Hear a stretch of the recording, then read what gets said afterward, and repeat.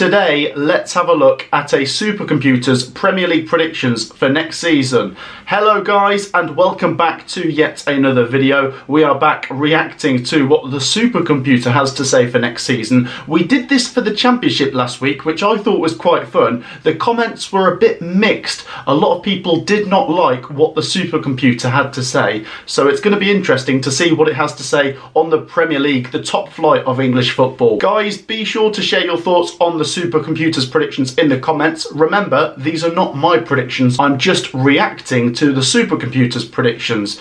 Be sure to share your own as well in the comments and drop a like. Let's go for 2,000. It takes 2 seconds and we've been slacking recently. Hit that thumbs up button. Make sure you're subscribed. We're this close to 102,000. And yes, I know I've shaved my beard. I look 10 years younger. Let's move on. Let's see what the Supercomputer has to say then. Let's do this. Let's go from the bottom to the top. And please tell me they have not got the 3 newly promoted teams to be relegated. Oh dear. Goodness me, it's probably not going to come as a massive surprise to some of you, but yeah, the Supercomputer does have the 3 newly promoted teams to be relegated. What's interesting, by the way, is they've done it with decimals here. So, for example, Sunderland are projected to win 7.2 games next season, which obviously can't happen, but it shows that they're going into detail on this. It shows how clever the Supercomputer is. Maybe, maybe not. What I do find interesting is the points projections for these 3 newly promoted teams. We'll go through each of them individually in a second, but 28.9, 30.6 and 32.6, yes, they have them all to be relegated, but with quite high points totals in comparison to previous seasons with the 3 teams that have gone on to be relegated. So if that's any consolation, we might get a slightly better relegation battle where it goes to May and it's not all wrapped up in March and April, but still. Sunderland, I think Sunderland are the unknown quantity. They could be really good or really bad, and I wonder. You look at teams that have come up. Let's take Luton for example, a team that came up. Not many people thought they would. I suppose they'd been pretty good the season before, but the point is they'd not been in the Premier League for such a long time. The unknown quantity can catch a few people by surprise. Possibly, they could be really good, they could be really bad. Once again, we're waiting to see transfer activity. The same with Burnley. Burnley's first few fixtures for next season do look interesting. Tottenham away, Sunderland at home, Man United away. They've got to win at least one. Probably the Sunderland game. That's such a big game early on. If they don't win any of those 3, it really sets the tone already. And let's talk about Leeds United. I have said for the longest time, in my opinion, I think they've got the best chance of staying up of the 3 newly promoted teams. But the Supercomputer also has them to be relegated. I think the problem that we are facing is we're trying to work out who they're going to finish above if they are going to stay up. And that is the bit that I and others find difficult. Yes, you could put a good case forwards for Wolves have lost Cunha, Brentford have lost maybe Mbeumo and Visa, but still, they've got a lot of Premier League experience and it's a difficult gap for Leeds to bridge. We will see. Anyway, look, I hope they stay up, one of these 3. It'd be great if we had 2 of these 3 staying up, but I'd take 1 right now. The Supercomputer has Leeds, Burnley and Sunderland going down. Here we go then, just above the bottom 3. Wolves, West Ham, Everton. Are these the usual suspects now above the bottom 3? I think Everton might be slightly harsh from the Supercomputer. The thing that worries me here is if this comes true, Wolves 41.5 points. So they're quite clear of Leeds still. I know Leeds getting to 32 points wouldn't be terrible from Leeds. That'd actually be quite good in comparison to promoted teams that have come up recently. But Wolves would still be about 9 points clear. West Ham United 45.1. It's okay. Everton 46.6. I think they're projected the most draws from the Supercomputer next season with 9.2. There you go. Very much excited for Everton moving into their new stadium, I must say. Let's see how they get on. Ended last season really well under David Moyes. And although these teams have been projected 15th, 16th and 17th, the Supercomputer does have them quite comfortably clear in terms of points. of the bottom three. Next up then we have Fulham, Brentford, Nottingham Forest and Brighton. A couple of surprises in here, but it just goes to show how tight the middle of the table could be next season, because the supercomputer has Fulham getting 49 points, Brentford 49.4 and Nottingham Forest 49.4.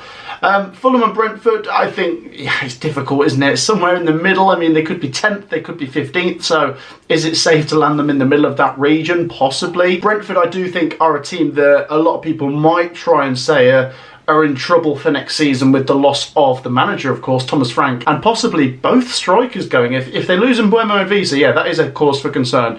But still, Brentford, recruitment-wise, I like them. And Kelleher is a really good goalkeeper to have brought in. And bear in mind, they've still got plenty of time to bring in more players. Nottingham Forest. So, this is an interesting one. I'm looking at a lot of people's thoughts on Nottingham Forest next season, and they're very varied. Very varied. It does seem to me that quite a bit of the Nottingham Forest contingent are expecting maybe a little regression. If the end of last season is anything to go by, if you take that into the start of next season, it could be a slowish start. However, you look at the fixtures, and I think Forest have got a real opportunity to start well.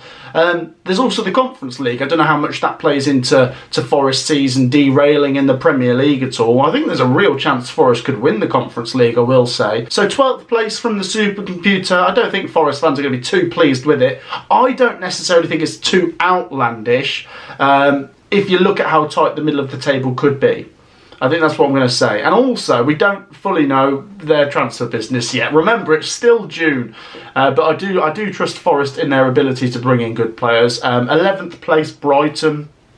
I think Brighton, yeah, Forest, similar in terms of pushing for those final European places. Brighton not being in Europe does give them maybe a little bit of an edge over Forest and Palace, who are in Europe. Maybe that's what the supercomputer are going for. Speaking of Palace, they're in 10th place. Man United 9th. Bournemouth 8th. Palace, if Palace finish 10th, if they improve on last season, whilst also being in Europe, and I should maybe say that, in Europe, we don't know what's going on with Palace at the minute, do we? Then that would be incredible. And I trust in their ability to do that, to be honest. Under Glasner, Palace have been really, really impressive. Man United 9th. I mean, if I'm going to butt in with my own opinions here, it just seems crazy. Maybe, yes, Man United will improve on last season. Maybe last season was them hitting an all-time low and the bottom of the trough, and now they start rising again. Possibly. But I don't know. I feel like with Man United, every summer we see them spend big. And yes, they've already brought in Cunha, and they might bring in Mbeumo, and they have got money to spend, which they need. Let's be honest, Amorim needs money, and he needs to spend it if he's going to build a better team. However, with some of the players they've brought in over the years, and this could be the case with Cunha, it feels like they are buying a big plaster to stick on someone who's had their head chopped off. It's not fit for purpose, is it? It's so deep-rooted, the problems at Man United. If they finish 9th, I think that's a very good achievement. I'm going to put it out there. I think 9th would be incredible. That's what the supercomputer's going with. And Bournemouth 8th.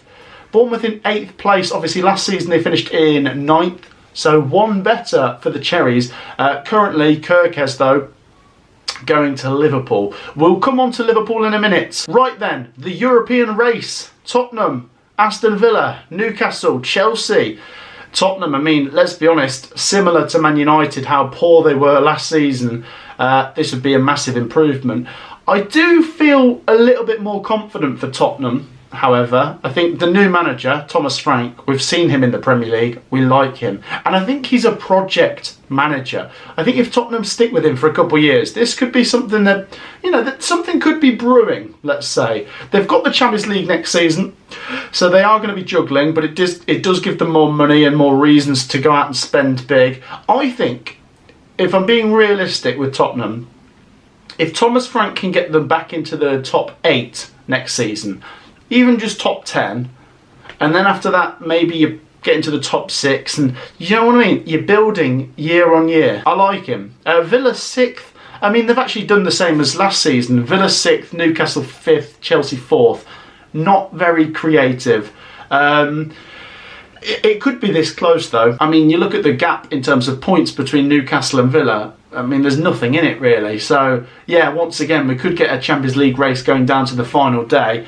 I think Villa fans will make the case that they're not in the Champions League and they'll be able to go stronger in the Premier League next season maybe. But at the same time, I think Villa could win the Europa League. I've already said that, so let's see. Chelsea 4th though, and into the top 3. It does feel like, in my opinion, there's 3 teams that could win the Premier League next season. Of course, there's more that could, but realistically, right now, I think it's between 3.